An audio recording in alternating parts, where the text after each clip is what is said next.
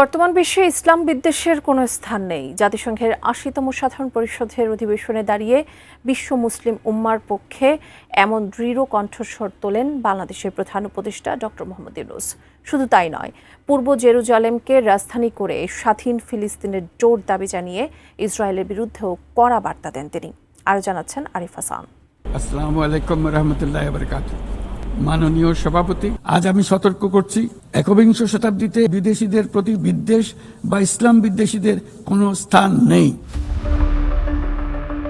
জাতিসংঘের সাধারণ পরিষদের এবারের অধিবেশন ছিল অন্য সব বছরের চেয়ে সম্পূর্ণ ভিন্ন।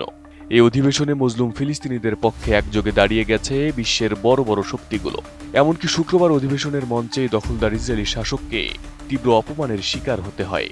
এই ঐতিহাসিক মুহূর্তে বিশ্ব মুসলিম উম্মার পক্ষে শক্ত কণ্ঠে আওয়াজ তোলেন বাংলাদেশের প্রধান উপদেষ্টা ডক্টর মোহাম্মদ ইউনূস। তিনি জোরালোভাবে ঘোষণা দেন, বর্তমান বিশ্বে ইসলাম বিদ্বেষের কোনো স্থান নেই। শুক্রবার জাতিসংঘের মঞ্চে দাঁড়িয়ে মজলুম ফিলিস্তিনিদের পক্ষে দাঁড়িয়ে ডক্টর ইউনূস বলতে শুরু করেন, মাননীয় সভাপতি, আমি সবসময় মানুষকে আশার বাণী শুনিয়েছি, কখনো ভয় দেখিয়ে কিছু করা আমি সমর্থন করিনি, কিন্তু আজ আমাকে সেখান থেকে সরে এসে ভয়ঙ্কর কিছু কথা বলতে হচ্ছে। আজ আমি সতর্ক করছি, চরম জাতীয়তাবাদ, অন্যের ক্ষতি হয় এমন ভূরাজনীতি এবং অন্যের দুর্ভোগ এবং পীড়নের প্রতি উদাসীন্য বহু দশকের পরিশ্রমে আমরা যে অগ্রগতি অর্জন করেছি তা ধ্বংস করে দিচ্ছে। এর সবচেয়ে মর্মান্তিক চিত্র আমরা দেখছি গাজায়। শিশুরা না খেয়ে অকালে মৃত্যুবরণ করছে, বেসামরিক জনগোষ্ঠীকে নির্বিচারে হত্যা করা হচ্ছে, হাসপাতাল, স্কুল সহ একটি গোটা জনপদ নিশ্চিহ্ন করে ফেলা হচ্ছে। জাতিসংঘের স্বাধীন তদন্ত কমিশনের সাথে আমরাও একমত যে আমাদের চোখের সামনেই একটি নির্বিচার গণহত্যা সংঘটিত হচ্ছে। আমাদের দুর্ভাগ্য যে মানব জাতির পক্ষ থেকে এর অবসানে আমরা সর্বোচ্চ চেষ্টা করছি না। এই অবস্থা চলতে থাকলে ভবিষ্যৎ প্রজন্ম ও ইতিহাস আমাদের ক্ষমা করবে না। আমি বুঝি নির্মাণের শিল্প, সালাম স্টিল বোঝে ডিউরেবিলিটি। সালাম স্টিল, মোস্ট ডিউরেবল স্টিল। বাংলাদেশের জনগণ ও বিশ্বের বিবেকবান নাগরিকদের পক্ষ থেকে আমি আবারও জোরালো দাবি জানাচ্ছি যে পূর্ব জেরুজালেমকে রাজধানী করে একটি স্বাধীন ফিলিস্তিন রাষ্ট্র প্রতিষ্ঠার মাধ্যমে এ সমস্যার দ্বিরাষ্ট্রভিত্তিক সমাধান এখনই বাস্তবায়ন করতে হবে। শুধুমাত্র ১৯৬৭ সালের পূর্বের সীমারেখার ভিত্তিতে, যেখানে ইসরায়েল ও ফিলিস্তিনে শান্তিপূর্ণ সহাবস্থানে থাকবে, তখনই ন্যায় বিচার সম্পূর্ণভাবে কার্যকর হবে।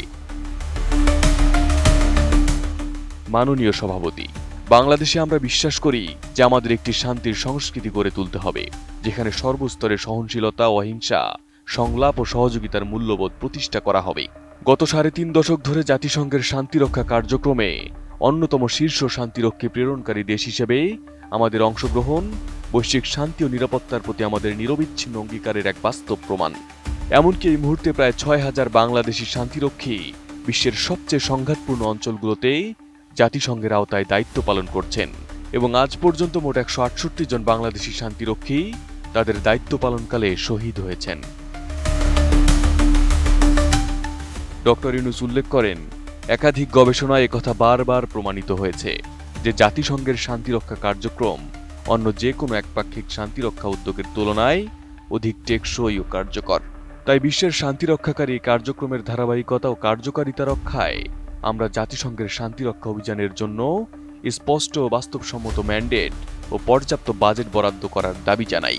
শান্তিরক্ষীদের নিরাপত্তা এবং তাদের বিরুদ্ধে সংগঠিত অপরাধের জবাবদিহিতা নিশ্চিত করাও সর্বোচ্চ গুরুত্বের সাথে বিবেচনা করা উচিত।